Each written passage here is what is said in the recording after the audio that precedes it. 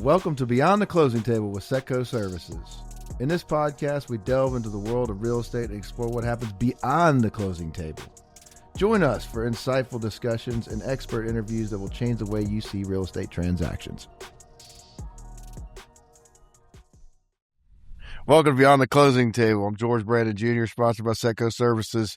So today I have Cory Davis, 30A.com. How are you, my brother? It's been a while. It has been a while. Good to catch up, though. It's good to catch up. I was thinking driving here this morning that I remember working with you, I want to say about 8 years ago. Yeah. And we had some things we synced up on. It was fun.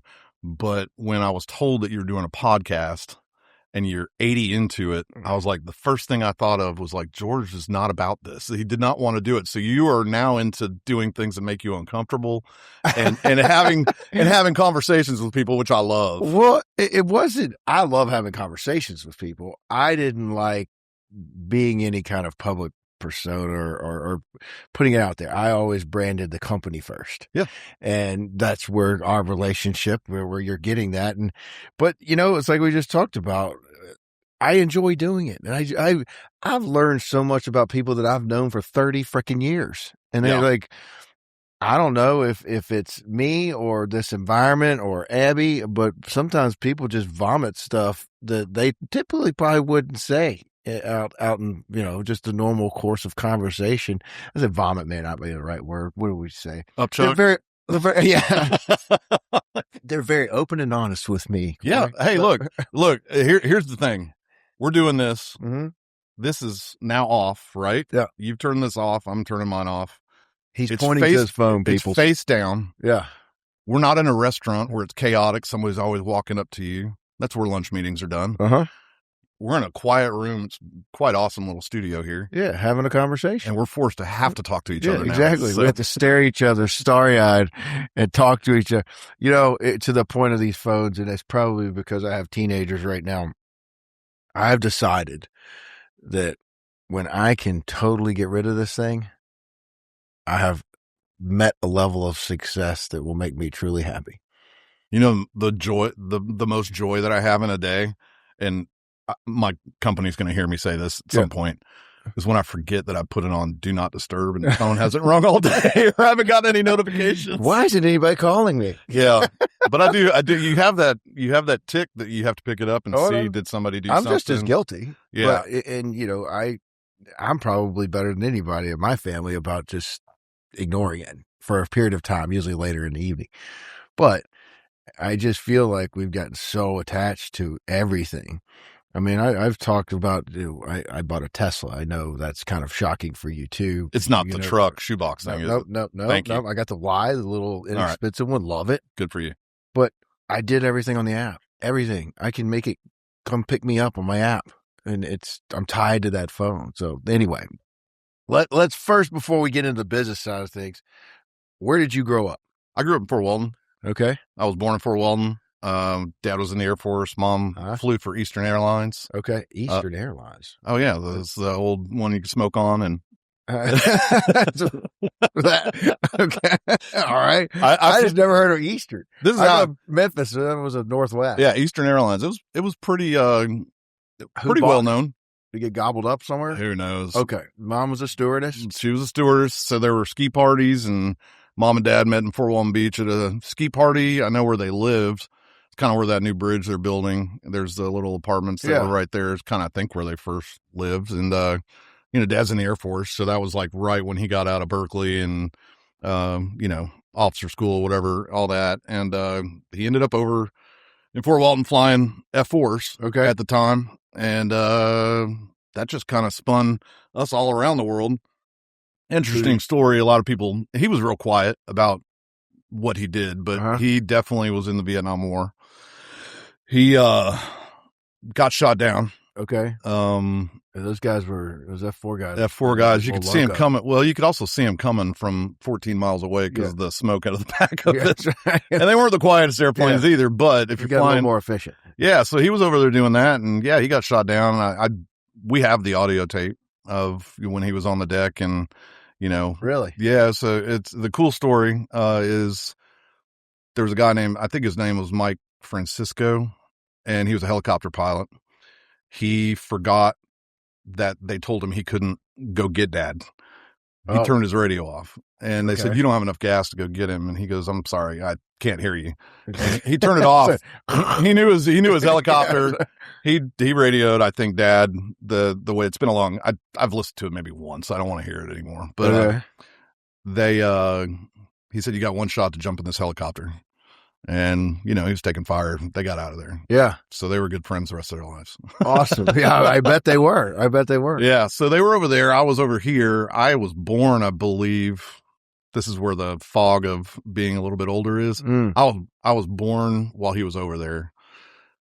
And, he came back, and then he started training with F-15s. Okay. That's when we ended Stayed here? No, I think the training for that, I believe, happened at Bitburg and Ramstein over in Germany. So early on, I was a military brat. We were moving along. We went to Tampa. He flew over there for a little while. Or Tampa, Las Vegas. From Las Vegas, we went to Germany. Okay. So we had the little stints where we were there a year and a half, 2 years, and then diversity in your upbringing. Yeah. So the Germany thing was actually kind of fun. Yeah. We were at that right age where nothing bothered us. It was snow. We lived out in the country. We lived siblings? I have a brother. Okay. Yeah, 2 years younger. Okay. So you lived out in the country in Germany? Yeah, it was a town called Reuschbach. Okay. I look at it on Google Maps every once in a while. This was still Cold War era, or was it? Cold War. This was the 80s, late 70s. Okay. Yeah. So yeah, it was. So you were in Western Germany. Yeah, it was Ramstein was our big base over there. Well, that was a much bigger deal than it was a bigger deal. Well, we could from our town that we lived in, we could see the C-5s flying in, and it was a long way away. Yeah, but you could see them dropping in and landing at Ramstein. There was a lot more freedom to walk around bases back then. Mm-hmm. New stuff, and things that have been happening. Yeah. Bases are all locked down, but literally we could go to Ramstein and just walk around, walk on the flight line. My mom could drive us across the airport and, to go to a squadron. And it was cool. It was really cool upbringing in that, because you did have that core military around you all the time. You were always at a military party. You were always bowling with friends in the military. They're always Americans. So I never felt like I was really in Germany until we traveled in Germany. Did you go around? Yeah, we did a lot. We'd hit everything. We would do the Swiss Alps and just drive. Everything's 2 hours over there. Yeah. I mean, get on a train. You could, from where we were, you could get on a train. We drove. Yeah. We took trains every once in a while up the river there. What is that called? Rhine River. Yep. Yeah.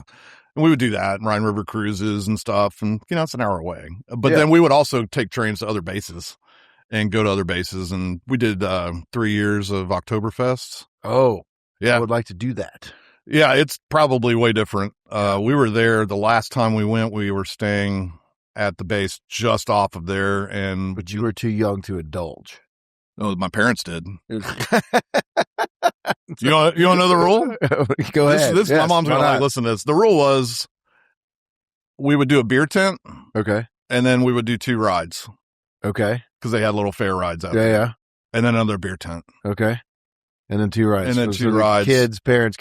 Yeah. And they let you have some beer? Well, the beers over there are not our beers. They're not the 12 ounce. These are the ladies that are carrying 17 steins at a time. Way stronger than you and I. Yeah. And they just bring them and put them on the table. I don't care who's drinking them. So really, it's the 70s. Yeah.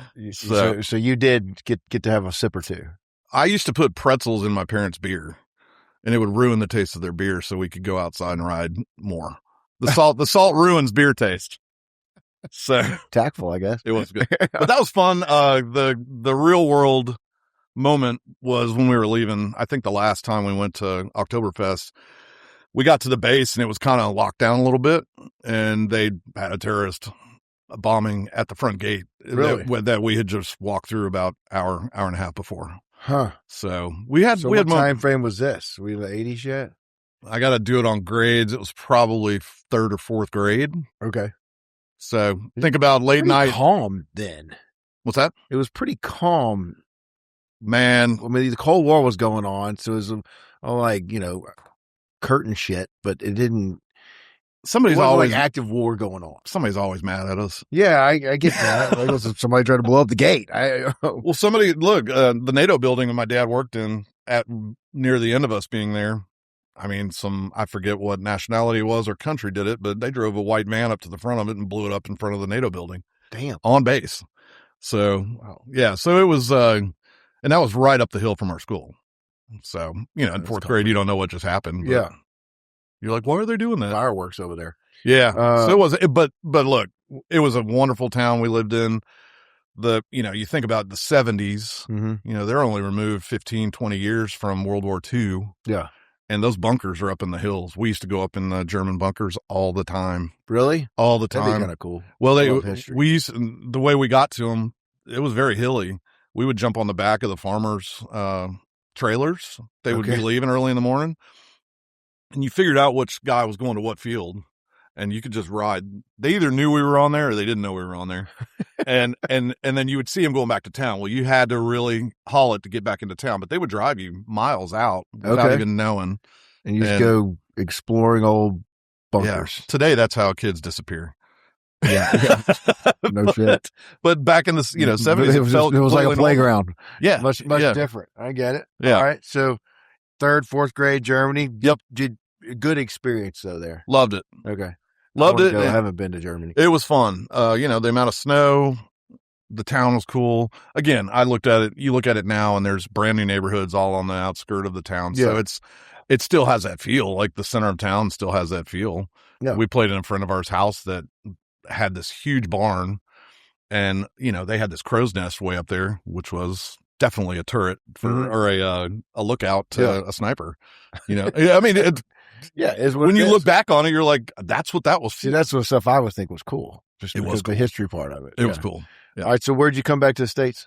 We came back to the States. We go back. Did you play any sports or anything there? Oh, dude. With the amount of snow they had there, bowling constantly. Bowling is, it's the I would have called that one, Corey. It's the bane of my well, when it's cold, you can't do anything outside. Yeah, I got it. Soccer and baseball. Yeah. Okay. Yeah. Stuff that was just on the base, you would play soccer and baseball. My brother was the athlete. Okay. I was he's got to go do something. He just can't sit here. So, I didn't play many sports. So where'd you come to when you came back to the States? So you came back here. We did. He had an option of either going to Washington, D.C. or continue flying. As a pilot, when you're given that option, you keep flying. And so he kept flying, and he worked in one of the squadrons. He ended up running one of the squadrons over at Eglin. Okay. Retired, became a realtor. Sounds like a normal back before it was cool to be a realtor. He farmed. Kenwood is all he would do, and he really farmed for military families. Yeah. And owned it over there. If you were in Fort Walton, people knew him for his meticulousness and super fair. He would mow the yards for the owners, all of it. Like, he kept it looking good, and he sold Kenwood. I don't think anybody else has ever stepped up and sold Kenwood like he sold Kenwood. So Dad was a realtor. That's interesting. Well, he tried some other stuff before that, but I won't get into that. So. We'll leave that out. Is he still living? He's not. He passed in 2021. Okay, got it. I'm sorry. Yeah. Did he do real estate up until he just didn't want to work anymore? So he did. He ended up with some properties that he managed for owners. I think, he bought a condo on the island and really just liked staring out at it. We never talked about war or anything like that, but I think it was in his head a lot. Yeah. And I think that serenity of looking out and just having that to look at, a pool and just quiet, I think that's all he wanted the rest of his life. Yeah. Good, bad, and different. It's talked about a lot more today, recognized PTSD and stuff, and that generation just dealt with it just differently. Bottle of Carlos Rossi. Yeah, exactly. Just suppression and it was different. It was. Some people can handle and keep their shit together, but there's many that can't, and it's very unfortunate. And now we're starting to see, different treatments out there that are real, and hopefully some come to fruition, because I've got some buddies that have been down that path, and it can be tough. It's not easy, and God bless them all. Yeah, exactly. So Dad, his go-to place was staring out at the Gulf, and he liked that. He liked being out on the water by himself. He bought a scull before that was even a thing around here. And he would go back to one of the bayous near Kenwood, and he would put it on top of his car, go out there and scull, and come back. He did it. He was literally, I believe, the first one that ever sculled in the Fort Walton area. I might be wrong, but yeah. And so when he passed, I think his wish was, ashes, not a big deal. Don't make a big fuss out of it. Mm-hmm. My mom was like, she wanted a little bit more than that because of his service. Yeah. And submitted first wave. They were like, absolutely. So he's at Arlington. Really? Mm-hmm. That's nice. Yeah. That's pretty cool. Yeah. That was spectacular. Props to that. Oh, I'm really sure. Good. Yeah. I've been to ceremony there. It's pretty neat. And it should be. It should be heavy and honorable. Yes, exactly. That's what it's supposed to put. Heavy and honorable. Yeah. All right. So still growing up, Fort Walton Beach. So y'all stayed here the rest of the time, right? High school here? Well, yeah, we stayed all the way through. So 5th grade all the way to graduation. Okay. And didn't High school, were you a good kid? Did you make good grades? Were you a little shit? What were you? No, it was terrible. It was terrible. Facts, I guess. George, this look, you're going down a path right now. I believe in this quote that I heard from the great Theo Vaughn. Okay, this is good. Yeah, the great Theo Vaughn said something that really resonated with me, that one of his friends is like a deaf Jack Russell. Okay. Meaning once he gets going, you can't call him back because he's deaf. Yeah. So you got to be careful what you ask me. Okay, man. Because I'm just going to tell you. I'm just getting more excited. I love it. I know. Yeah. So you were a poor student, maybe. Uninterested? Yeah, fair. Uninterested. I think, look, my kids are brilliant, and I'm blessed for that. Yeah. So if it skipped me to get to them, I'm very happy. Yeah. Right? This is a good way to look at it. Yeah. So I also think that I was in the 80s, and I'm not banging on teachers here, but I did have a lot of really old teachers. Mm-hmm. Year, 2 years away. The good ones I loved, but I was still kind of not interested. Yeah. The bad ones, I didn't care. And they were in courses I probably should have cared more about, mm-hmm. right? Yeah. And so I got in trouble with those and did kind of things like that. But the good ones, I would still say, oh my gosh, I was so fortunate to see them. My wife is a teacher at the Seaside School. Mm-hmm. I had 0 teachers growing up that were like my wife. Yeah. Or any of her friends at the Seaside School. They have energy. They have a great way of teaching. It's interesting. It's kind of like church. You can go to a church, and if they're just reading from the Bible, it's a good message, but the presentation's all wrong. Yeah. We follow Andy Stanley, and he presents everything like he's presenting to somebody who's very disinterested in school. And he talks in a way that you really can grasp it.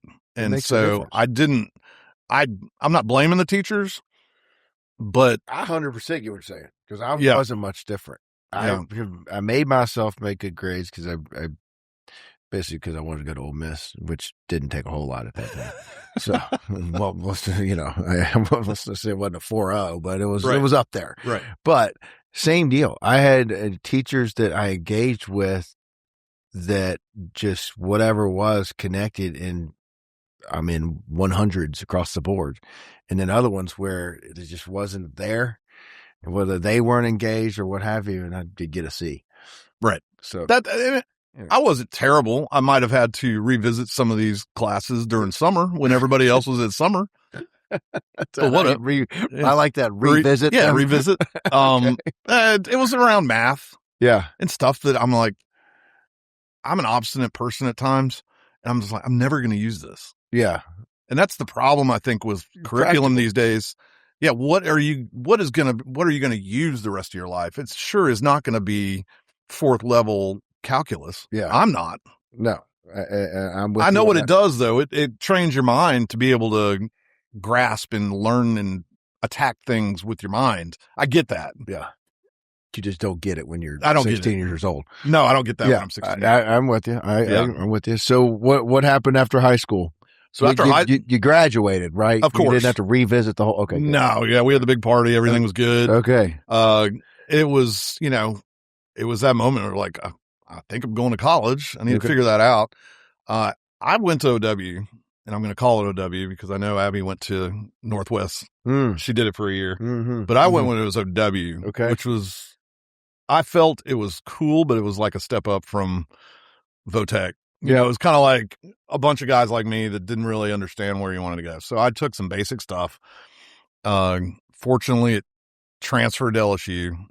I had to get out of OW because it was around people that, you basically like a graduated high school. It's still high school. Yeah. It's still high school. So I had the whim that next summer, go take some classes at LSU. My grandparents lived there. Low lift, get in for the summer. And so halfway through that, I'm taking a psychology class, and I loved it. The teacher was awesome. I took another type class like that, which is general curriculum that's going to apply to anything. And halfway through, I was like, I really like this. And so I went and talked to the administrator, and I was like, can I come in the fall? Like, what would that take? How are you doing? Did you just go over there for the summer? Uh-huh. Was the only connection to LSU your grandparents, or did you? No, so that's a part of the story. None of our family had really graduated from LSU or gone, but all my mom's family is from Louisiana. Got it. So we've always been over there, and I love Baton Rouge. More location than school. Yeah. So, but, you know, I mean, obviously LSU's LSU, and, you know, they're in the SEC, and it's in your face. I mean, it's a historic kind of program, so you knew about it. I didn't grow up an LSU fan. Oh. Well, no one's perfect. Yeah, I know. You know? So, but thank God I went there. Yeah. Because that's where school turned for me, I think. So you were saying about you were intrigued by a psych class. Yeah, the psych class was interesting. I knowing you for, fast forward. That's very intriguing to me. Why? Well, was it the teacher, you think? Yeah, it was. He was quirky and weird. Okay. And the way he taught was, you didn't know he was teaching you sometimes. Yeah. He taught taking your ass out. Yeah. The one time he did something, he would teach class out randomly just from the side of the class or the back of the class.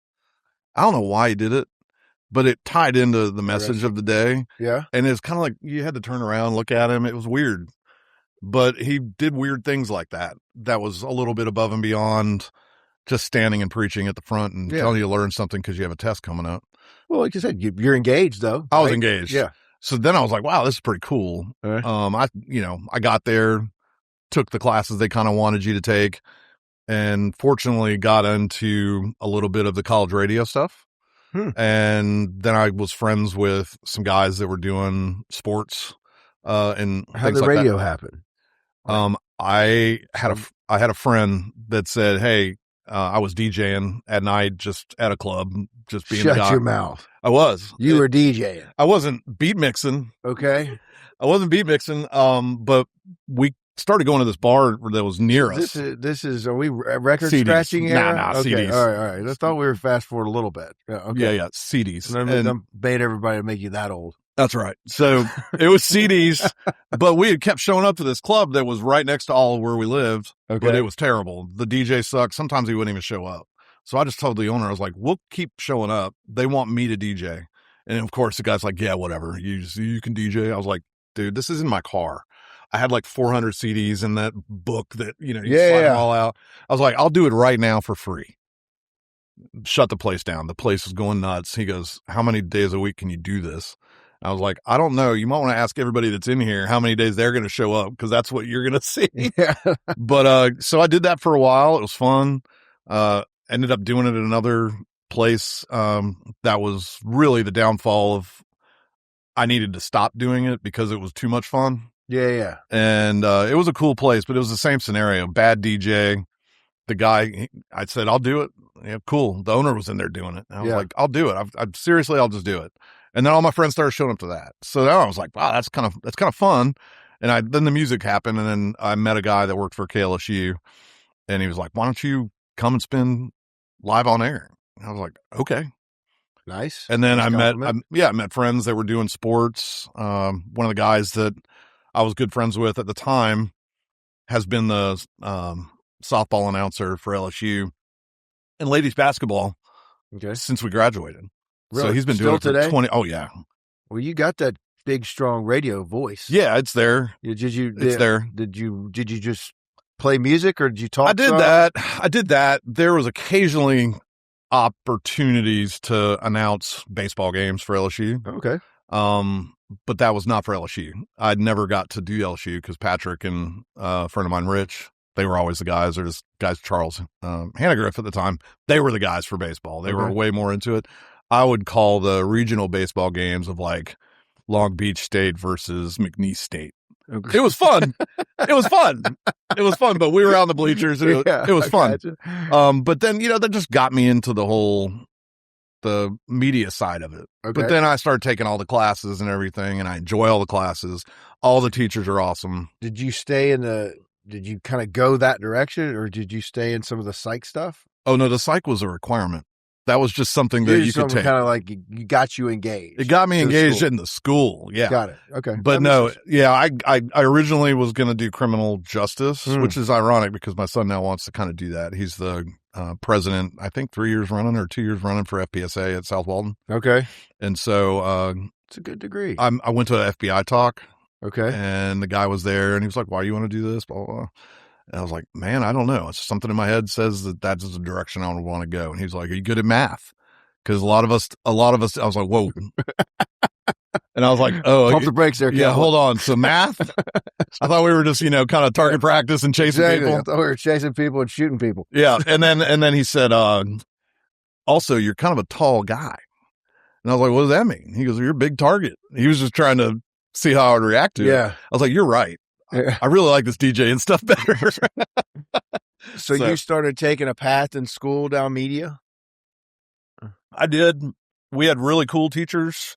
The way they kind of did it is they would rotate in some people that worked for the newspaper or photographers that were newspaper photographers. Mm-hmm. It was really hands-on stuff. Yeah. I didn't like the media law stuff at all. Matter of fact, I just had a dream about the guy that was he was just the media law guy. He treated us like we were going into law school. And it was everybody's least favorite course to take. It was just media law. Yeah. And it was a law Sounds boring. Law people had to take this course. Got it. It's boring. It was awful. People, music, DJing and stuff. It was awful. Yeah. But the stain in my memory is that guy shows up every once in a while because it was hard. I had to get past that class. So you still dream about this man? I don't dream about him. Okay. He shows up in a nightmare every once in a while. No, seriously, there is that. This. Some people have Jason or Freddy Krueger, and you've got the media law guy, Louis Day. Still remember his name. Yeah, but he did give me a little nod when we graduated. He was the guy that was handing out our diplomas, and he looked at me. He goes, "You did it." Huh? I'm like, well. Yeah, I had to take him my last semester to get out of school. This guy must have been brutal. Media law. Oh man, if you missed class, he would call on you, and you would get a point deducted from your final grade. So it wasn't just a boring subject. No, he was tactical buster too. This guy was tactical. He wanted you to come, and he would punish you if you didn't. So I know the type. Yeah. So you graduated with what kind of degree? It's changed a couple times. It's mass communication or journalism. Okay. It was basically that. Got it. Yeah. And then off to the real world. Okay. And that didn't. So you had a passion for something in media. Definitely. Did you like the radio thing? Well, I mean, I like the idea of it. Okay. You can make money at it. Does not mean you can make money at there. It. Man, I took all my mixed, audio tapes and things, and I sent them off to every radio station that I would drive the I-10 corridor that I thought was cool. Yeah. And there was one in Biloxi that was good. I did the New Orleans ones. TK 101 and, Pensacola, and really didn't get any bites because, they have their DJs that are embedded in that. And there's just no opportunity unless you're the grunt guy setting up for their remotes or being that guy. And then you stumble in, you get on air. They're not hiring voice talent from a college radio station really out of college. Got it. So where'd you go? Went to Fish Heads in Destin. Okay. And I was bouncing there. Really? Yeah. I did that. Well, I mean, I'm a big dude. Yeah, I got you. I can see you be a bouncer. They didn't have a problem hiring me. There was no requirements for that. Exactly. Big dude, can you push somebody out? Loud voice. Yeah. Yes. Gotcha. Okay. So that was a nightmare. Did you not have to consider the whole DJing thing, or was that just a little too much fun for you? You want to fast forward, or you want to? Oh no! Because that's coming. I want to did you throw anybody out on their head at the Fish Heads? Fish Heads was where? Fish Heads was in Destin, right? It's on the corner, right, kind of across near Beauchamp's, right on that next to the fish market. It's torn down now. It's that huge yellow building right there. Yeah. Okay. All right. So I was there. What I didn't tell you is that in '95, from LSU, I crashed. I took a break. I was a semester away from graduating, and it was not going well. Like, I was just drained.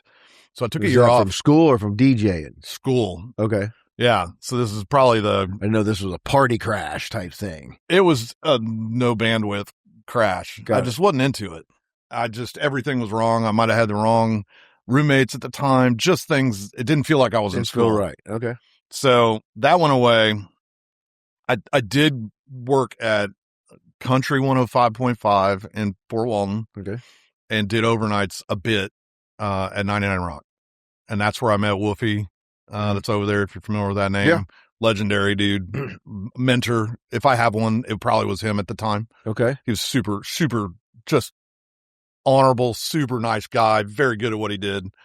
And so I did that. So I had that in my pocket.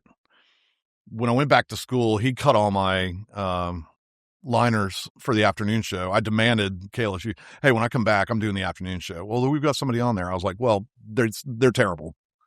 So I'm coming back on. I know I've asked for your job. You demanded. Yeah, I did. And they gave it to me, and it was wonderful. People still talk about that 3 months and all the stuff that we kind of had fun with. That's cool. It was the Wild West. But yeah, and so I got to Fish Heads, ended up meeting a guy. He was like, he goes, did you just get out of school? And I was like, I just got out of school. He goes, what did you do? I was in media. And he goes, why are you working here? I was like, well, yeah, I just hadn't found the right thing. We're looking for an audio guy at WFGX, which was the Channel 3 tiny little Fort Walton TV station. They had a TV station. Okay. Yeah. So they had that. And I was like, well, I can do that. I can run a soundboard. I can set up mics. I can do all that stuff. So I kind of got in with them. And then, yeah, that's where I changed my direction and started doing that for the day. And then I worked at 99 Rock at night. It was an awful time schedule. Yeah, it sounds brutal. It was brutal. That lasted until... Better than throwing people out of a bar. It was a lot better. It was a lot better. Some kind of career path. It was not discounting bouncers now. It was a lot better. Yeah. There were advantages to working in a bar, but yeah, it was time to totally change. So yeah, I took that job and then really felt that they were closing. It just felt like they were going to shut it down. Okay. And they did. We'll speed through this. I found another job, worked out of Miami for a little bit. Channel 3 in Pensacola. So we were we were their correspondent, that had a very, very obscure, it was the FX or the FW. What is it? The CW? CW? That was our station, but we would bump in and do news. Got it. Okay. Yeah. So it was like we were news. Yeah. But then we had a lot of religious programming during the day. Were you ever on TV? I did, briefly. I'm gonna have to Google this shit. It's not available, but he's out of wiped. Yeah, it's not available. They did a thing called Trade TV. Okay. And think of it as Facebook Marketplace for an hour online. And I had to sit there and people would call in and tell you they have stuff for sale and call me. Here's my number. This was a show. And I had to sit in like three times to do it. I don't know. That sounds horrible, but could be entertaining. There was what kind of calls you get. So there was this one lady with people. Yeah. I don't know where you want this conversation to go, but there was this one lady on the show. I want a story now. She was an Asian lady. I could not understand her when she was talking. Nobody could, but she called in every show. Was it live? It's live. Okay. Yes. Yeah. This is good stuff. Yeah. If I were a kid, I'd be calling in, making up stuff. Just pounding whoever's on the air. Exactly. Yeah. Yes. So this lady would call in and you're supposed to just say, I have one or two items. Mm-hmm. She would be like, I have a pencil for 35 cents. I have a mirror for $2. I've got this and this and this. and we were like, okay, we got to go to commercial. We have to cut her off every time. Really? But it was comedic every time it happened. I feel like that could be kind of funny. It was. I mean, just local folks calling in. If somebody did that now, even at my age, I would call in and make up stuff. Yeah, for sure. Did anybody ever sell anything? Do you know? I don't know. I mean, it didn't come through you all. So. It was a dead spot in their rotation of air, and they just came up with that. It was Trade TV is what it was called. Trade TV. All right. This was back in the late 90s. Okay. Yeah, late 90s. Yeah, well, I mean, I got a buddy who sells air fryers on TV. He does pretty well with his, but I guess that was Trade TV just didn't grow legs. I'm going to find a clip. I did have a couple slip ups. I told people to stick it instead of stick around. I know you have some of that. Yeah, shit. there's you some too. Yeah, so I'll find it. But I met the guy, Dave Laval was the news anchor at the time, and he was a nightmare, but awesome. Okay. He would. What do you mean, like Ron Burgundy nightmare, or kind of? Yeah, okay. Kind of. Didn't he be a dick or what? Like, he was super nice. Okay, super nice. And he was career driven. Got it. The girl that had been doing it, Michelle Nicholson, immaculate pro. Okay. And so there was both of them, and he would read it wrong. It would be what I would do on air. Yeah. I would read it wrong every night. Every night. But a funny thing is, this is where the simulation theory comes in. I flew into DC for my dad's funeral at Arlington. I am also trying to buy Taylor Swift tickets for my wife and kids. Priorities. Right. And I'm sitting on this, and I'm like listening to the TV. I'm looking out, and there's DC's out my window. Never been to DC. Didn't really care to be there.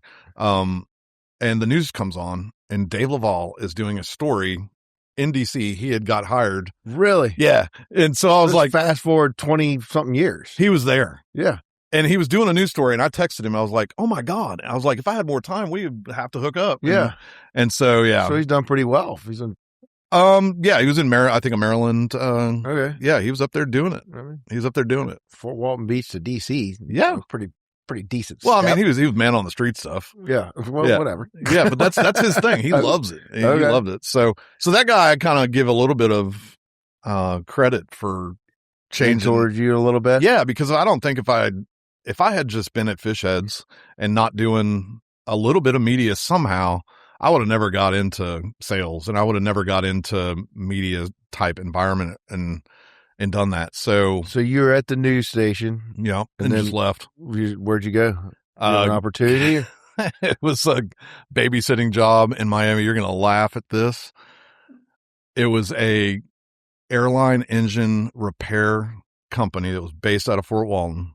They needed somebody to be down monitoring their goofballs that they had in their office down there in Miami. Cause you couldn't FaceTime people and see what they're doing. So they were like, this is going to be a tough one. You're going to have to go sit in this office, and you're going to have to work with these people who have been doing whatever they wanted down here. And I need you to follow these airline parts through these, facilities that refurbish airline engines. I was like, damn, this is a very important job. I mean, people fly on these parts. Yeah. Well, they're the ones that put the certification and stuff on there. We just need you to show up every day to make sure they move out of there, because every time, airplane on the ground, AOG, not a good thing. Okay, those things aren't making money if they're not flying. Right. So they had a bunch of South American companies that would fly into Miami with random parts that weren't even supposed to be in engines, and they would have to swap them out, and it was a nightmare. And I got sick of that, but I did golf a lot down there. How did you go from TV audio board to an airline's parts babysitter tracker? It was. How did this opportunity even come about? It was a friend. Okay, that they just were like, that had just happened, and I was like, yeah, I'm up for a change. I'll go to Miami for a year or however long. Lived in Miami. It sucked. Okay, you didn't like Miami. I didn't like it at all. It was great for golf. Okay. It was great for golf. I didn't know anybody down there. I ran up debt just golfing, but I did meet a lot of cool people golfing. But that got burdensome. I quickly knew that was not the place for me. Got it. I went to a Rage Against the Machine concert in Houston, and booked it. And I said, I'm coming up there. I ended up meeting a friend of mine over there, and I went to another equally stupid job that didn't mean anything to me. It was selling fire suppression to oil companies and McDonald's and all that kind of stuff. It sounded great. It was a very small company, and it was exactly when that oil was going. Nobody was building any new platforms or anything. Everything was halted. Okay. It was a weird time. So there was no big jobs. I was pitching to McDonald's. Gotcha. And there's not enough McDonald's being built to put in a fire suppression. So I got out of that, and then I just really had to come back here. I kind of just puddled around and did some agency work. I worked for, an automotive agency. Again, sucked. Mm-hmm. I hated working with car dealers. They're awful.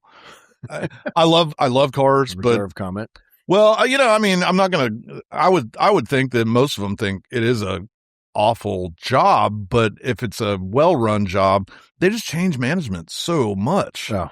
So if you're trying to sell to somebody, you got somebody new in the door every 6 months because they're not hitting quotas. It's a crappy.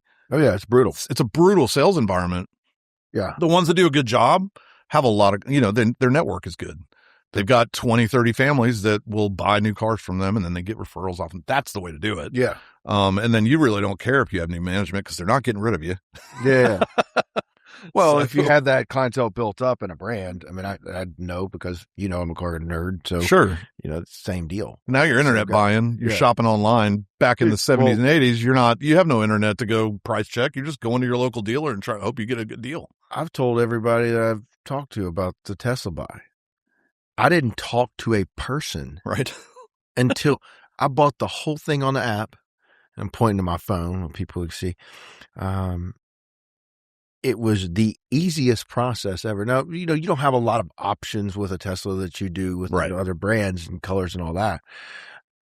On a Thursday, I could have picked it up in Pensacola on a Friday. I couldn't get over there then, so I went on a Monday. Still haven't talked to anybody. It popped up halfway through. Oh, you qualify for 0% financing. I'll pay cash. Boom, boom, boom. 3 minutes later, approved. It was the simplest effing thing I've ever done buying a car. I literally had to ask the sweet little girl there because about 6 other people showed up for the 1:00 appointment to pick a car up. Mine's over there, a little black Tesla. Says G. Brandon. I said, hey, is anybody going to show me how to drive this? Because I've never driven one. That's funny. Like, just walk up to the car, Mr. Brandon, and it'll tell you everything. And sure enough, I walked up to the car, opened the door, some bitch starts talking to me and shit. Yeah. There's a reason that guy's going to be a trillionaire because it is so easy. And it cuts out a lot of that BS you're talking about. So anyway. Yeah. That was a nightmare. And the traveling, this is right when the kids were born. And so you are married by this time. We're married and we just had twins. And so you got to work. You're working. I was driving to Memphis trying to work with car dealers up there. I was going to North Mississippi, which is that's brutal. That's as close to being in the purge as you can get. Easy with that now. I know. Well, except for Oxford. Not the pristine Oxford area. I'm talking about across from the casinos. Oh, I know exactly where you're going. What is the name of that town up there? Tunica. No, what's across from Tunica? Helena, Arkansas. It starts with a P or Prairieville or something. It was in Mississippi. It's nothing but fields, and then there's buildings suddenly, and you're like, where Delta State is? Close, maybe up there. Okay, yeah, Delta State. You literally drive out of a cornfield or a cotton field, and there's a town. So I traveled. So my first company, I had the 27 counties in North Mississippi. That's what we covered. There you go. So I know that area very well. Yeah, it's desolate. It's just Anyway. Yeah. People needed title work though. I'm not bagging on Mississippi, but it's not a place that I intend to go often. Yeah, I get it. We go to Oxford. Biloxi and Oxford. There you go. All right. So here's selling to car dealers wasn't your thing. Here's where it changed. At the time, this is where my position with 30A started there was something different that I felt I can do. Okay. I started a stand-up paddle radio station. I am a very, very minimalist paddler. And at the time, it was booming around here. Yeah. So we had the YOLO board races at Watercolor. I remember those. And I told Jeff, my friend Jeff Archer, I said, hey, man, I can start an online radio station that's just about stand-up paddling. And he was like, what? I was like, I can. And I can program it. I can curate all the music. I can do the announcing. I can be at events. I can do all this. That's awesome. He funded it. Okay. So he was like in. He goes, I don't need any of the advertising dollars. You sell whatever you can. This is at the same time I'm doing agency stuff. Mm-hmm. Agency stuff. Working for that automotive agency. Oh, okay. Yeah. So you're doing a tandem. So you got. Yeah. So I had this little side project, having fun with it. Well, I started getting booked at big paddleboard events, like legendary paddleboarders, the Chuck Pattersons and Kai Lenny's, all these Battle of the Paddle things in California. People started listening to this thing, and it just clicked. I was like, this is a niche that works. What is our time frame here? We're mid 2000s by now? This would be, 20. Well, I mean, let's go 17 years back. So about 15 years ago. Okay. Somewhere in there. The kids were very young. So post 15 years. What's that? Right out of the downturn? Oil spillish? Yeah, probably that. Yeah. And so I started doing that. I also have two giant companies here. Not giant, but I mean, they're big paddleboard companies. They're big. So YOLO was definitely first. Boat is huge. They sold, and so they're not as localish anymore. Yeah. But YOLO was YOLO at the time. Mm-hmm. They were our, big brand paddleboard company. Mm-hmm. They were the ones that were putting all the effort in. So I'm traveling, I'm doing all this stuff, and I started doing that radio station. I get booked at St. Croix. They use TDC funds, fly the whole family down there.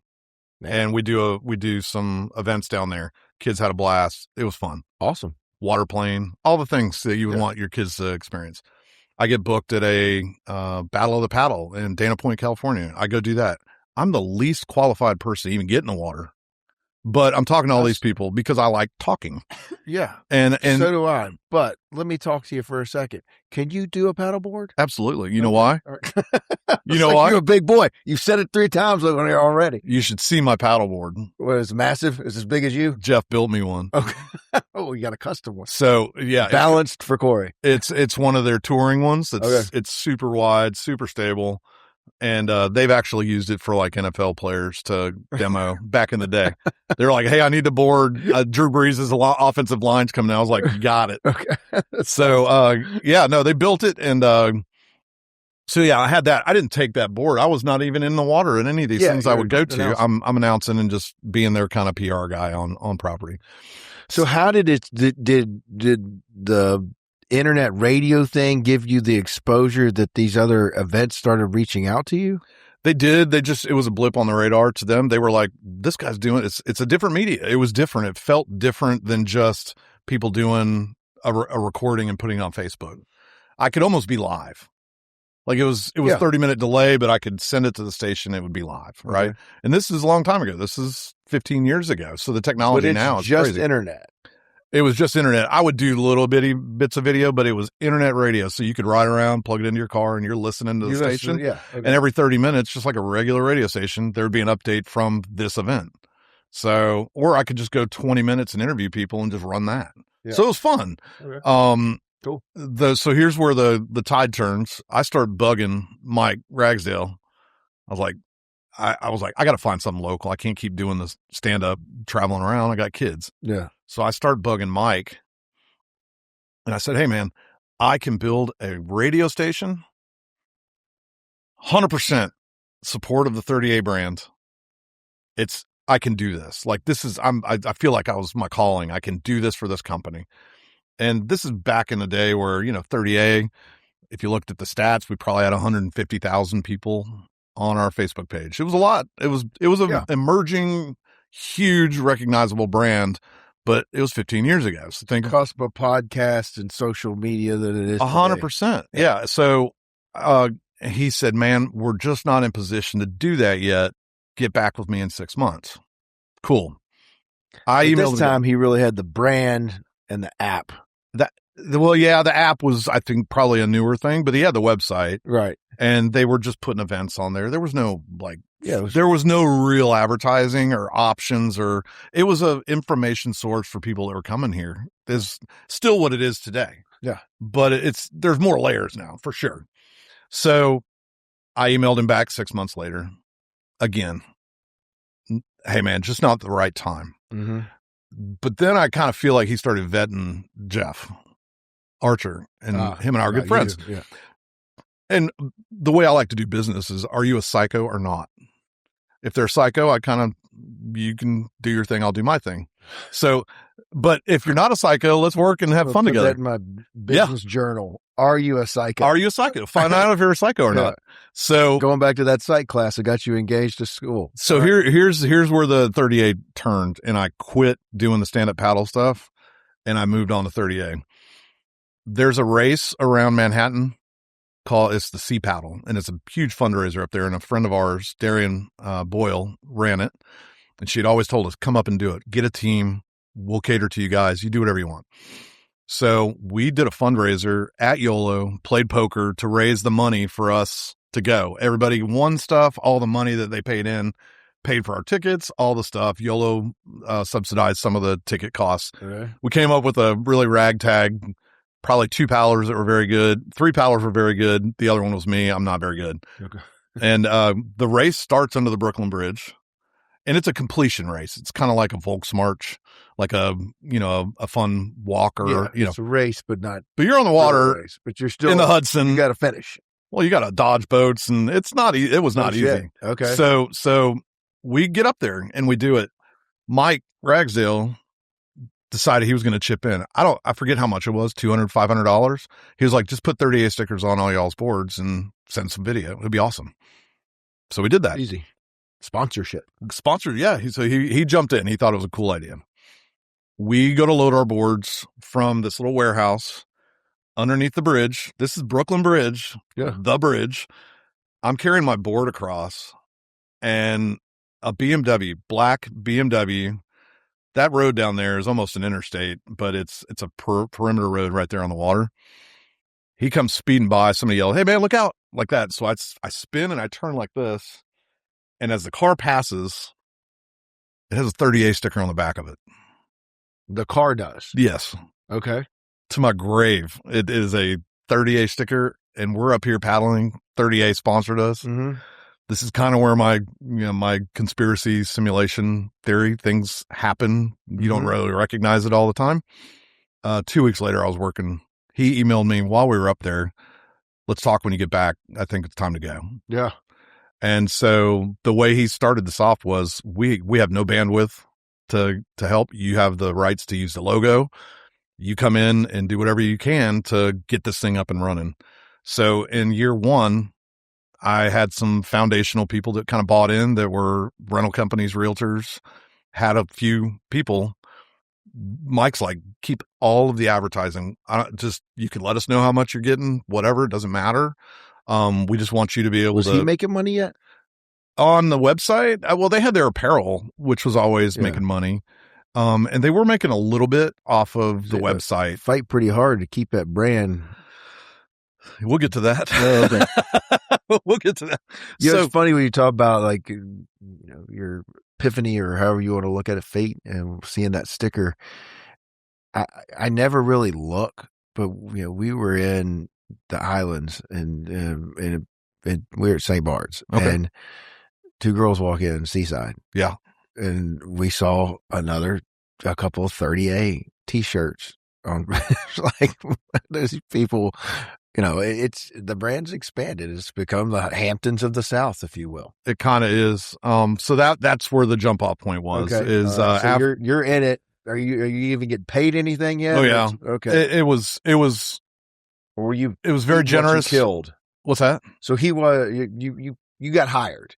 Yeah. Well, I was technically a private contractor when I started it. Got it. Okay. But I started doing all the things. I started meeting people through podcasting, through being at live music, doing things that nobody else was doing around here.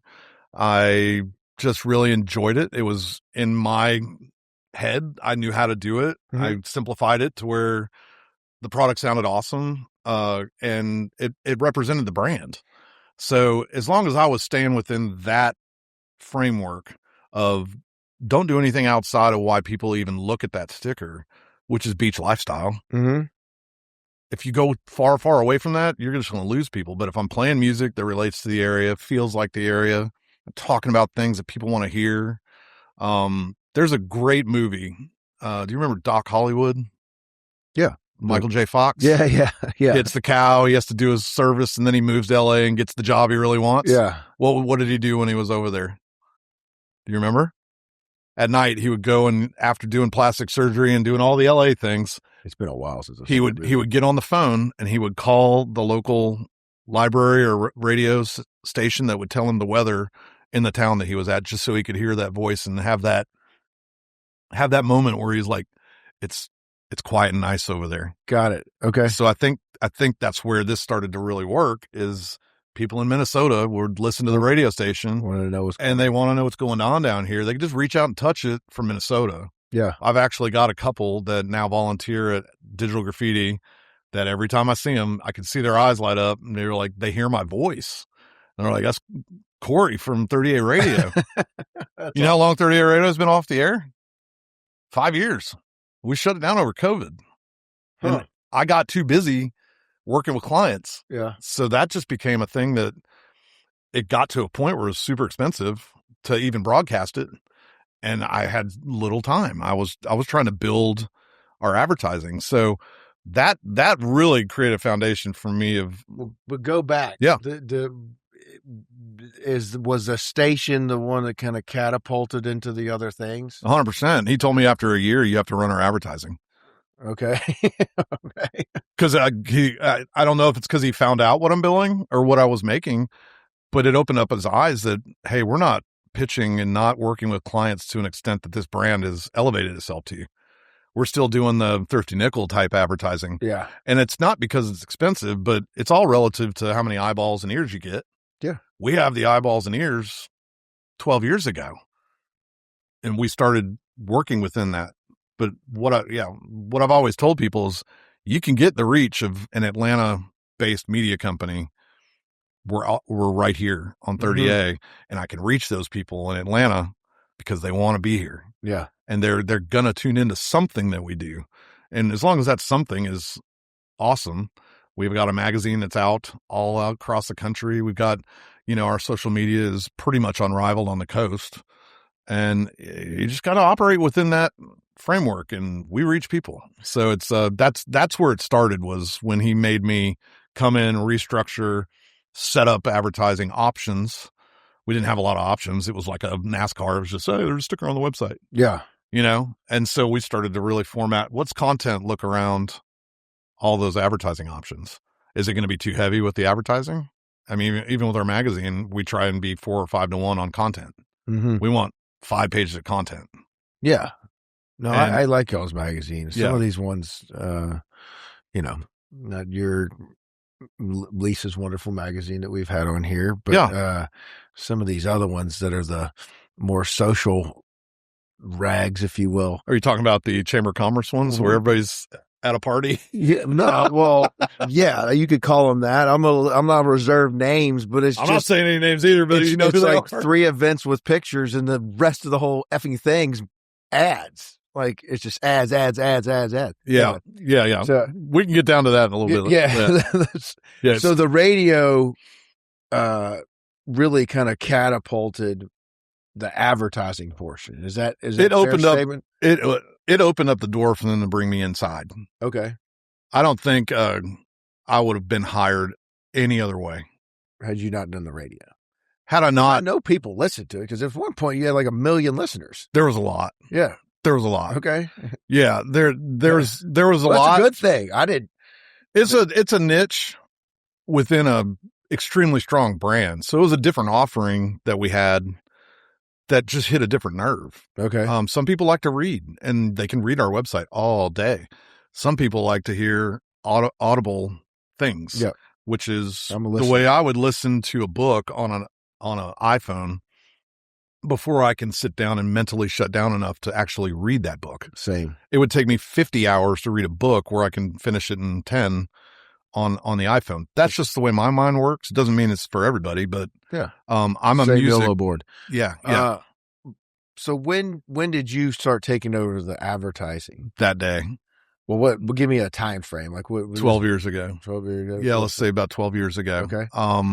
So like there was 16, somewhere around there, right? Something like that. I was hired like in 14. So right around 15 is when I really started doing the advertising and presenting more options. And so at that point, y'all had 30A website. We had the website. Still basically, it's the thing. General information about what's going on in 30A South. Yeah, it's changed a lot since we have done. We've got more layers on it that work into it really cool now. But it's still very readable and it's things that people really like. So what have you added? You got the radio, you got the website. Yeah. So the radio, as I said, COVID made it weird. Like a lot of we had that Airstream that I built, found, refurbished. Still around here, isn't it? It's not. I don't know where it is now. It had a couple different owners. We sold it. I saw it at Grand Boulevard. You might, you might have. If it's the blue and white one, it is. I don't think I'm smoking anything today, but I swear it might have been right out of Grand Boulevard. It possibly could be. Okay. Yeah. It had been there as a pop-up gear store for us.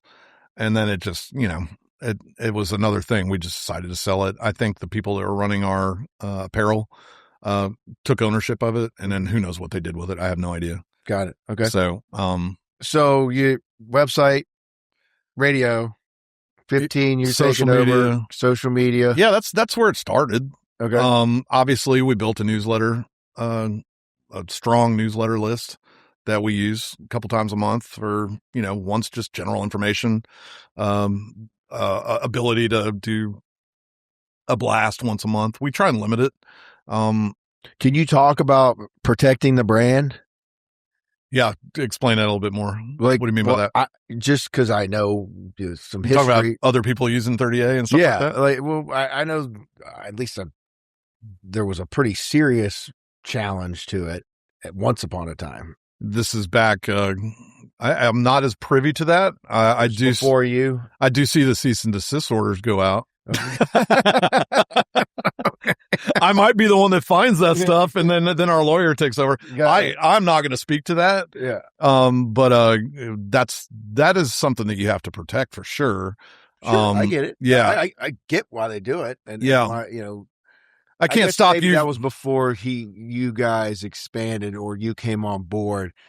That if I remember correctly, he went through some pretty great legal links to protect that trademark. 1,000%.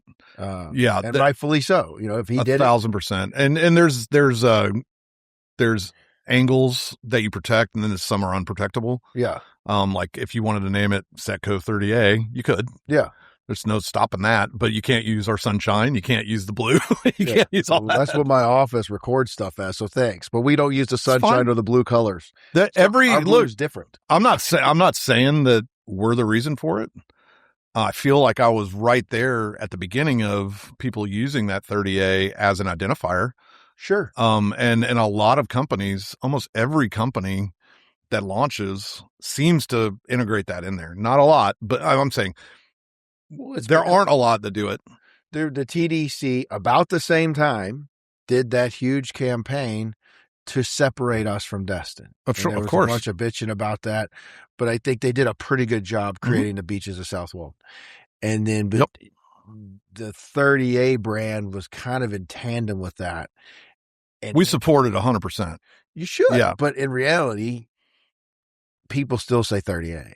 Most say 30A. People don't say the beaches itself. I do when I'm talking about business. Sure. Because it separates the demographic of our offices. But most people still say, where are you going? 30A. And yeah. That's the moniker. It's a very recognizable brand. I went to Wrigley Field a couple of years ago and took a picture. I took a sticker up with me. Love Wrigley. I do too. It's the best. We suck right now, but they're the best. Yeah. I took a sticker and I took a photo of it. And I took one up to the World. I went to Game 4 of the World Series as well. Okay. And I took a photo there. And as I was taking the photo, he was like, "I just got back from there." I was like, "Where do you live?" He goes, just north of here." Yeah. Like, how did you hear about 38? Well, we got direct flights there now. That's true. And that's helped. That's helped. Yes. Especially, like Nashville, I use as a, huge demographic, and north of Nashville and some of the places in Kentucky that have started coming here. It's funny, just total side note. It wasn't, well, it ended up being a 30A thing, but we did a closing for a guy. Same deal. He was in Pennsylvania. Somewhere I hadn't really heard of in Pennsylvania. I'm sure, Burb or something. But I said, well, how did you find out about this place? It's funny. My daughter saw all the crowds of kids in Seaside on Instagram. Right. And came and said, Dad, I want to go here for spring break. Yeah. And he bought a house in watercolor. It works, I guess. Was he trying to get rid of a kid? No. Good statement. No, it was just, they came here for vacation and they fell in love. It's awesome. But he wouldn't have been exposed to that if not for social media. And of course. He wasn't exposed to it. His daughter was. Yeah. And, that all the Seaside shenanigans that I had a former chief deputy of whatever, of the sheriff's department, Audie, and I had Mike in here talking about it, how they move those crowds around now. It's crazy. You can't arrest everybody, but you could just move them around. And they literally, there's a strategy to that. Oh, it's huge. Of how they get those teenagers. I don't wish that popularity and crowd control on anybody. No. They've done so well of telling people it's not acceptable. Yeah. And made it uncomfortable. They've done a great job. It's an extremely hard situation. And I've said this many times. It's the best place for kids to grow up. Yep, it is the best. As a parent, it's relatively safe. Very. You got to learn your areas that are not safe in any city. Yeah. But I tell them, don't go participate in that. And they're like, we don't even want to. My kids don't. They're not allowed. They don't want to. It's just our level of not safe compared to where I grew up in Memphis, Tennessee. We're good. We're good here. Yeah. So, all right. So the brand starts expanding. Yeah. COVID happens. Radio has to go away. Well, we just decided. It's like, what, I'm business decision. I get it. But you said, how expensive is it to broadcast on an internet station? So the way it had been done is kind of like your old cell phone where you paid for minutes. Ah, okay. Yeah. So when you get that type of report at the end of every month, you're like, we had 100,000 listening hours or whatever that is. Well, there's a cost, like you would get a 33 cents a minute or whatever it was per hour, like is the way that it was being done. A testament to the station, it got unreasonably expensive. Because it was listened to a lot. But at the same time, be a more efficient way to do that today. I guarantee it is. And I can't tell you it's not going to reappear. Okay. And that's not a big news flash or anything, but it's doable. I can see the brand it's primed for that still. Yeah. But we had decided months earlier that we were going to launch the magazine in March 2020. Okay. So that was already in queue. COVID hit while we were putting the magazine together. Yeah. So our first issue, it was like, oh my God, we're doing this in the middle of a, worldwide pandemic. Fine. Governor DeSantis, thank you, sir. Yeah, exactly. Right. So, and that is absolutely true as well. We got through the first issue, our summer issue, just since then, it's just been booming. We had, I didn't have any retention problems keeping people interested because I knew in 4 to 6 weeks, everybody's coming back down here again. Mm-hmm. And so that summer just started going off again. And everybody knows the boom that we had 21 through about 23. Yeah. People buying, getting out of towns they don't want to be in. That's a testament to our area. And we got to protect that. We want to keep the problems that we had before COVID here and accept new people and have all these new people join us down here for why this place is wonderful. Exactly. Yeah. So you say it a lot more tactfully than I typically do. If you move here because you're leaving somewhere for political reasons, leave those politics there, please. Yeah, it works down here. If you have kids, you want it to stay the same. Absolutely, because you want it to stay the same. It's very safe. The schools are awesome here. amazing. We're blessed. Both of mine are in public schools. Yep. And they do it. They excel. You're absolutely right. We won't. I was actually at a meeting last night at our wonderful county commission. Well, it's called a boardroom meeting or whatever they call it, because it was just think tank. Yeah, about our fields, and that is starting to get pretty intense. It's about Dune Lakes. All of them. All of them. We were way short on fields. They're horrible. They're bad conditions. So, and now you're. I don't think the current elected officials are going to wake up, and it's good. We need to remove them because you've now got the attention of all the sports. And if you look at that now, that's come thousands of kids, not thousands, but a couple thousand kids probably. And now you've got soccer moms involved, and they can swing a vote here real quick. They can swing a vote. I would pile on that. My daughter played club, trained out at Dune Lakes at those fields. Mm-hmm. Those fields are marginal at best. But what I would plead to the county commissioners and anybody that has a checkbook, start with the rec areas. Yeah. Well, start with the kids that aren't probably going to go into club and go to all these tournaments that have turf fields and go out of town and play at great high schools. South Walton has turf now. I'm not saying we need turf, but build a huge discussion. Build better fields for these kids, because we don't have a lot. I was going to say this earlier. We don't have a lot of options for fun for kids out here. No. It's the beach, bicycles, maybe paddleboarding, but sports is a community event. It keeps the community together. Yeah. I think rec is going to be a huge thing, especially with the amount of people that are moving here. And if we don't have facilities for them that are worth playing on, the ones that are back behind the Boys and Girls Club are atrocious. They're horrible. Helen McCall is too. And you're just begging people to blow out their knees. There's sprinklers that pop up, and 3 girls. Yeah. Twisted ankles in lacrosse. Oh yeah. Yeah. It's tough. So start with the rec and get our rec infrastructure better. And also we need it down here. We don't need the north. We need it down here. The north can deal with the north. And I do believe that high schools can raise funds and you can have booster clubs and help with other things. You can do that for rec. Yeah, but it's just a little bit more fragmented, isn't it? Maybe, but there is people willing to help. And about 10%, 20% of the rec parents will help. The other 80%, it's a little bit, they can't, or it's a babysitting type thing. Yeah. They just want an hour to where they don't have to watch your kids. They can vote. I had Bagby in here. He's running, and I told him this is a single issue. Our county has plenty of issues. We've had massive growth, but the quality of our candidate currently is not equitable to at least part of the county, in my humble opinion. And I would say that to any one of them sitting here, and that was demonstrated last night. The difference is, to your point, they had one of these in Freeport. The comment was made, there were like 4 parents there. It was full last night. Yeah, I bet. Baseball, football, lacrosse. All these parents are now representing, and just they kind of got slapped around a little bit last night. There were 2 of the commissioners. I don't know if they gave a shit. Glidewell at least engaged and agreed to look at the option of making the 40 acres with the amphitheater, reversing it and putting it back onto potential fields for kids, because we need them down here. And why we need an amphitheater when we've already got other opportunities like what they're doing at Seascape and other places. Yeah. Anyway, I digress. Well, look, if you're going to stroke checks for fields, what are you buying into?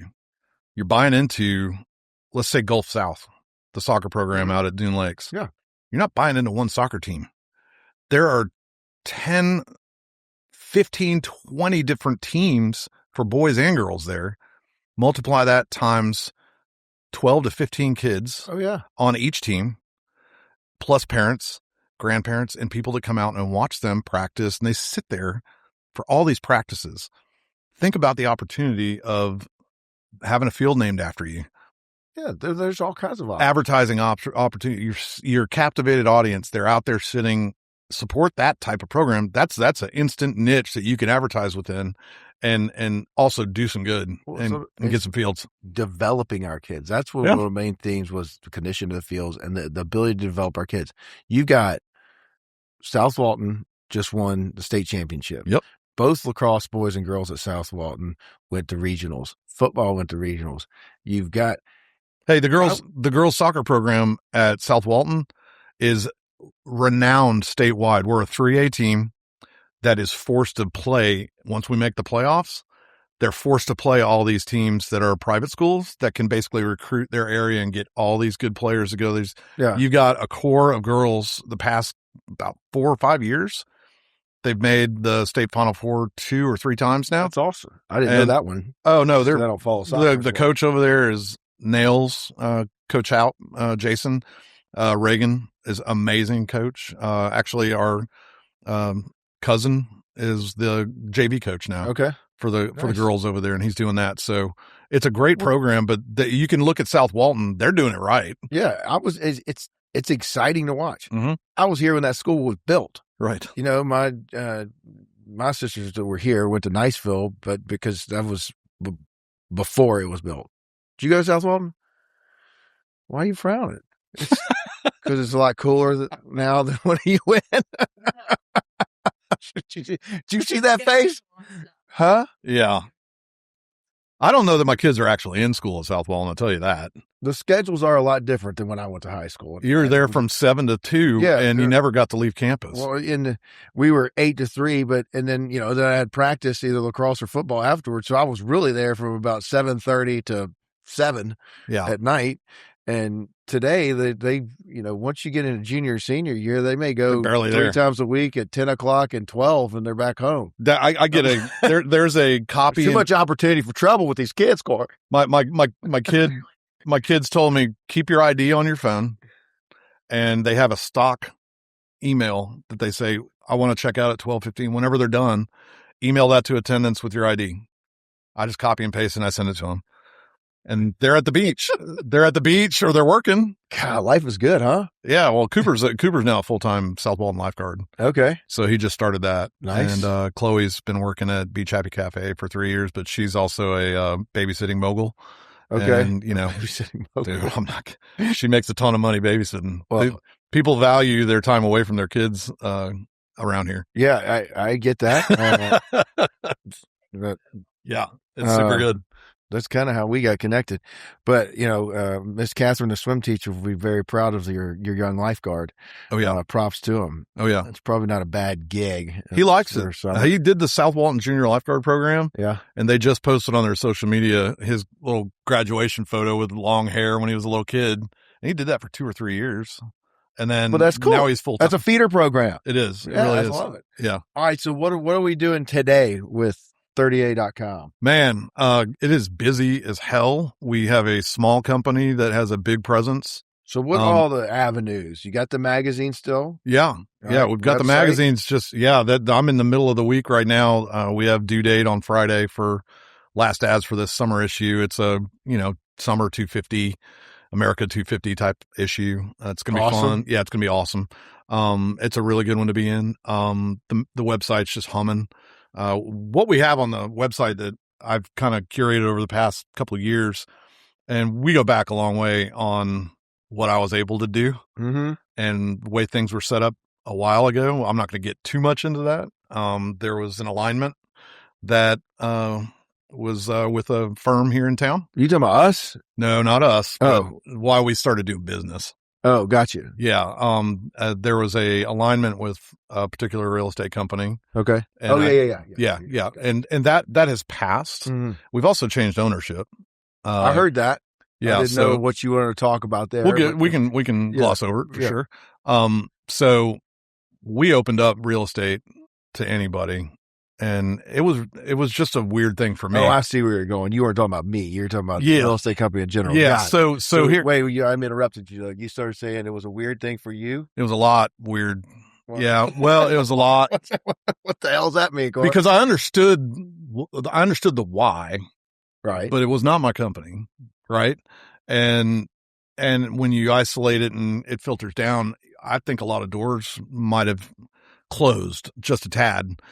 By opening it up? No, opening up. It's been phenomenal. Like I'm working with a ton of realtors now. Okay. A ton. You're saying back in the day, initially it was kind of focused with one company. I was hands off. The category of real estate was pretty much non-existent. I wouldn't even touch it. Which is, only ridiculous. By far the largest category. It's the largest category in the area. Restaurants, maybe. but even that, yes, even that, do the multiplier on real estate agents and firms around here. Oh, I'm well aware, sir. There's 4,200 in e-car. It may be higher than that. Again, that's 5% of our population. I do look for the non-psychos in that category. Find me another county where 5% of everybody is a realtor. So I had to build that back a little bit. So the way we kind of did that is we have a whole section on our main page now. Was it open before? What do you mean? It was open. I was working with real estate agents. And then they shut it down? It was not a mandated shutdown. It was just, this is what we're doing. Okay. Got it. Oh, yeah. Sounds mandated, but go ahead. It's okay. You try things and when they don't work, you punt. You punt. Okay. Yeah. Fortunately, I think a lot of that, company that we were working with, it's dissipated or they've moved on and they're doing different things. Yeah. So it's better, and it always was better for me to be able to walk into a room and say, this is what I have and here's how I can help you. And there's no barriers. So that opened back up a couple of years ago. We have multiple things on the main page. There's a real estate section on our main page. That means when you come to 30A.com, it's real estate. We've got partners that put their homes that looks like a Zillow listing. Like if you're doing the doom scroll on Zillow. Yeah. It looks like Zillow, but it's on a slider. So we have 5 to 7 houses that are on there. If that realtor puts their home on there and they click on it, it goes right to their website. Gotcha. So that's been a plus. That's been a really cool thing. Then we have a whole real estate section where we just do articles on real estate. We do the same for rentals as well. Okay. So we're kind of hitting the R's. I've always been an R person around here. Real estate, recreation, rentals, restaurants. Yeah. Those are the ones. Makes sense. That's the ones that we can feed around here. Mm-hmm. There are other R's, but I haven't really keyed in on them yet. Gotcha. So we got those on the homepage, but I gave them a place. And it was kind of like, okay, you can have a banner ad or you can have a place. So you can see homes that are $500,000 on our main page or they're $28 million ones. Yeah. And there's a place for all of them there now. But we do have a content team that only does real estate for us. Okay. So that's opened up a lot of doors. I'm working with some really cool people right now. And there are plenty of them out there. There's plenty of them out there, but again, I just really look for the cool people to work with. Got it. That's the sandbox theory. If you can play nice in a sandbox, it's great. No psychos. You can't, no psychos. If you can't play in a sandbox nice, get out. So we've done that. Short and to the point. Yeah. And in the magazine, we've done, What Your Money Buys has always been a good article for us. It's a different way to show homes and the values that are around here. And so what is that? We work with our realtors that are partners with us and say, hey man, show me some listings. It could be your best one on the beach. It could be something at Origins. It could be something at Church Street. So is it an advertisement? In an implied advertisement, it shows homes that are available, and it does show who the listing agent is on there. Okay. And they can click, they can contact that person. I like that house. So but you're talking about that's the website, but you said you have it's in the magazine. Magazine too. It's about a 3 to 5 page spread every time. Okay, got it. That's cool. Yeah, and it's basically what my money buys. So if I was going to move down here, hey, if I have $50 million, I can buy that. If I have under $1 million, there's options that are on there. So it just kind of gives a slice of what we have down here. I think there's a misperception. There's so many people out there calling it Hamptons of the South or the highest price point outside of West Palm Beach. Well, that's because the Wall Street Journal told me to do that. I get it, but there's a lot of people that only think we have $50 million houses down here. So I'm just like, hey, come join the North of 98 crowd. Yeah. There's plenty of options. I like that crowd. That's my crowd. Yeah. I also like my friends that live in New Jersey that bought, they used to vacation down here all the time. She's originally from here. They've got kids and they got tired of renting these houses for a couple weeks a year. They found a house right after COVID, right on the beach. Right on the bay. And, they're never there, and they have a pool right there. So we check on their house quite a bit. Yeah, I bet you do. That's nice. It's good friends. Yeah. But probably, so that's using it. That's where we've kind of taken it. So you get the magazine and the website, the main two. Those are the main two. Our social media is always super good. The newsletter is always good. It just kind of comes down to what the client is trying to achieve. And I always stress eyeballs and branding first. and making yourself stand out in the area. If you want to go up and start just pitching numbers, it doesn't resonate to our fans that much. I want to show them the path to maybe live down here and the path of being part of this community rather than I can just buy it. People can buy it. Yeah. I think people like finding it. Like people, you can always find a way to buy something. Well, if they're interested, they want to be informed. Yeah, but finding that perfect house is like the goal. You don't want to find. That's a hunt. You're like, it gets you in that. It almost surpasses the buying, the need to buy. It's like once you want it, okay, that's too much. But there's 5 other options that we can make this happen. Bird dog until you find it. Yeah. So and then we partner all of the messaging around those type of options with our regular content. Okay. Which is good news. We always focus on good stuff. I would love to jump in the battle of the beaches and the accessibility and all that stuff, but that's not what we're about. You know what I mean? Why the hell you want to do that? No, I know. That's what I'm saying. That's not what we're about. Don't do that. That's not what we're about. So we want to support the good vibes, the good feelings of this area and just keep that out there. Okay. And so that's kind of the simple formula that we've had for 12 years. And the new company that bought us be working. Yeah, the new company that bought us is like, we're not changing anything. Well, that's good. So you kind of answered my question of what's going to happen over the next few years for you and the company. I'm going to push them to expand. I'm going to push them to get that message out there. I've seen the success here, and I really do feel when you brand within us, we have a curated audience that is just waiting to consume nice, fun stuff that is related to stuff they're passionate about. If you're passionate about the mountains, we're not your outlet. Yeah. But if you like Breckenridge and you like Aspen and you like those places because of their quaintness and small town feel, we got 17 towns here on the beach that are like that. We also have them down in the Key West. You know, all those towns are not that much different than us. The A1A corridor, not as pretty beaches as us. No. But they do have the small town feel. Yeah. In that Miami area. Well, that's not A1A. Well, we go through there. So yeah. You do go through there, but no, you get north of Boynton Beach and you get up towards, that span between Daytona. So you're actually talking about doing possibly articles, other beaches, just anything beach. I am going to present ideas that will let me go to these beaches and get free vacations out of it. Right. No, our content. Let me know if you need help writing an article. Let's go. Yeah.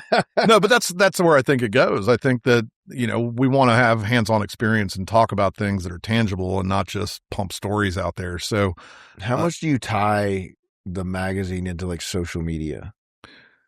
Good question. Articles will push through our main site. Okay. That helps for online readership because we'll just link it to the digital copy that anybody can read online. It's beachhappymag.com. Okay. And you can go read any of our articles. I think we're at 14 or 16 issues now since March 2020. Okay. There's a ton of content in there. It's cool. I mean, we've done stuff with Laird Hamilton. We did stuff with the Soul Surfer girl that, had the shark attack. Yeah. That's a great story. Okay. This past March was awesome. I hate to bring up shark attacks, but the girl Lulu that was attacked over in our area, that's now a thriving shark conservation girl, and as a golfer and it's a good story. It's a great story, and she's killing it. Yeah. So she's resilient, and that's what we like. So I think you're going to see more of that kind of stuff. I know, and we've got a really cool one lined up, content wise, for the fall issue. We can talk offline about that. It might stroke some ideas in your head. All right. I'm going to get you back at some point. Let's do that. All right. That's my hard sell of the day. On that note, I appreciate you coming in, brother. Where can they find you? You said the magazine. Where can we find Cory? You can find me just Cory at 30A.com. That's kind of it. Well, I mean, and then, things we like to do is, we do go to Seaside, but I do it on turn day. Yeah. We'll go to breakfast at Great Southern and strategic. We're saying it's strategic. We'll go get our groceries from the farmer's market. Sometimes we come out here to Rosemary and do that one. That's our, seasonal. That's the plan. And then we stay north of 98 pretty much the rest of the season. Same boat. Yeah. You got, I mean, most people give their email, but yours is fairly. Cory, Cory. 30A.com. Yeah, you can probably Google that. And unfortunately, I get calls for gear and stuff. They were like, "Hey, I need to return this shirt." I'm like, "Not my department, but I can give you that person." Yeah, love it. But yeah, that's where it's at. I'm proud to be local. I'm proud to have been here for 12 years. I'm proud of the relationships that I do have. I wanted to, the guys that I just saw at Gulf Coast Jam last week, which is not my environment. I like the idea of it, but there's too many people there. It was my first client that was with the radio station, and he yelled at me, and I was like, that Brandon Marquis, do you remember that name? Maybe he had some homes here. Yeah. He had a company called 30A Cottages, and it's still active. Carson has it now, but now he's doing, Gulf Coast getaways, and he's got a couple houses here down in Homosassa. Okay. He's doing his thing. He's finding a path to stay within that. But, he really was a foundational, him and Carson. I thought it was important to give a shout out because they were the first ones that bought in to the radio and a new path that our company went on, and it just blossomed from there. So I thank them, and I thank any of the advertisers I get to work with. I think we're easy to work with and just super fun environment for us to put out cool content. That's it. Great brand. So keep up the good work. We'll have you back and see where this goes in the next couple of years. Let's watch the user or listener feedback. Yeah, see if they want me back or not. But come on. Hey, congratulations on this. Content is pretty time consuming. Yeah. Low reward, but trust me, you've got 80 of them out there. People are listening, and it gets shared, and people get to hear a different side of you and learn a little bit about you. I think it's important to show your true colors sometimes and stop hiding behind all these veils and try and be perfect on social media. You know what I mean? I wasn't ever hiding. I just didn't like it. But I might have been talking about me there. There you go. Yeah. You're talking about yourself. Well, I mean, being in a media company, you definitely want to just stay in your lane. Yeah. But being a real person, you can't be that fake person online. You got to talk to people like people talk to people. That's probably where I have the biggest problem, where this is way more comfortable with me than sitting there doing some kind of selfie video. It's hard. That I'm not going to do that. The hardest thing to watch on social media, I know you're trying to get out of here. No, I'm not. The hardest thing to do on social media, God bless the realtors that you work with and we have out here. And God bless them for trying to put content out, but it is hard to watch them doing their market reports and having the camera and put out the content. I should be a consultant maybe for how to build content around the message that they're doing. Yeah. Because it's not easy content for any realtor to put out about the market, homes, things like that. And it's very competitive. Some do it great locally. Some are not doing it great, but they're all trying, and you got to applaud them for that. Yeah, they are. You're well said. I think the ones that maybe not doing so great, that it's just awkward sometimes. It's like you want to help.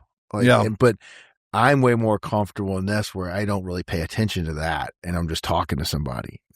This doesn't bother me. I told you I love it. So I enjoy doing it. The something that I always took, and this is staying on the realtor part.